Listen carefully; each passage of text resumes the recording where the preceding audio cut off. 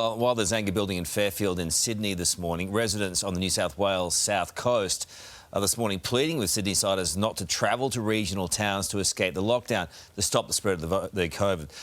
One of those residents is local business owner Simon Twitchen, who joins us now from Ulladulla. Simon, good morning to you. How much of a disaster would it be if you had an outbreak there now? Well, it would be nothing short of horrendous. I mean, we've got the equivalent of one cottage hospital to service the entire area.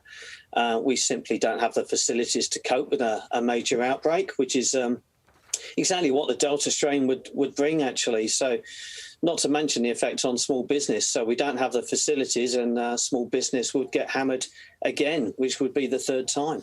We've heard anecdotally that Sydneysiders got out of town early on, turning up to their holiday homes. Is that what you've seen on the ground there?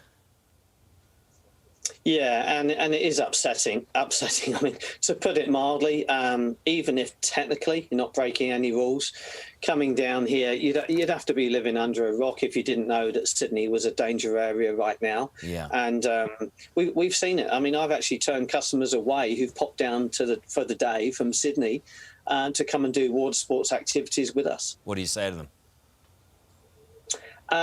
I'm quite polite, actually, which is surprising. And I say, we don't think we can service you at this time, and encourage them nicely to go home. OK.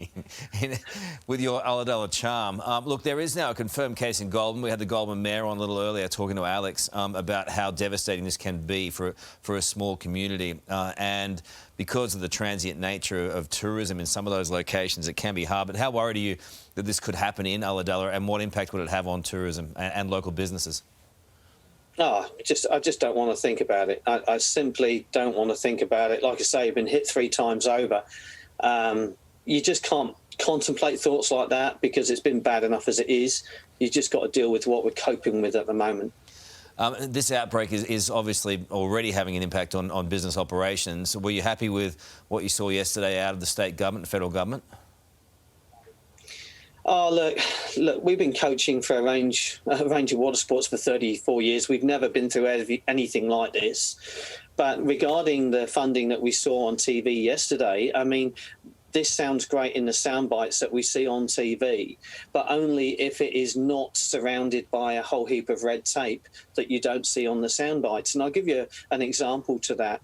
The last round of disaster funding that was offered for the floods, actually, one of the key reasons most businesses that I know of couldn't claim that disaster funding was red tape again, saying that if you'd suffered a loss of income because of the floods, you didn't qualify for any funding. Wow. And it's like, well, why on earth would you put that in support packages? And we've seen this over and over again.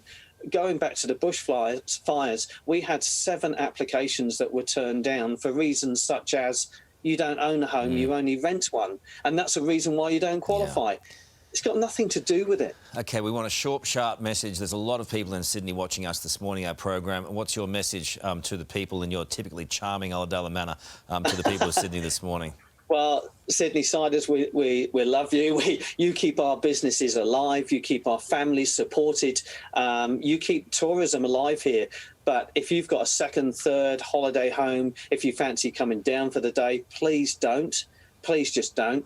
And as for the government you were talking about earlier, please, if this funding is going to be released at the end of the month, please make sure it does not have that red tape connected to it. Okay. I know this from personal experience.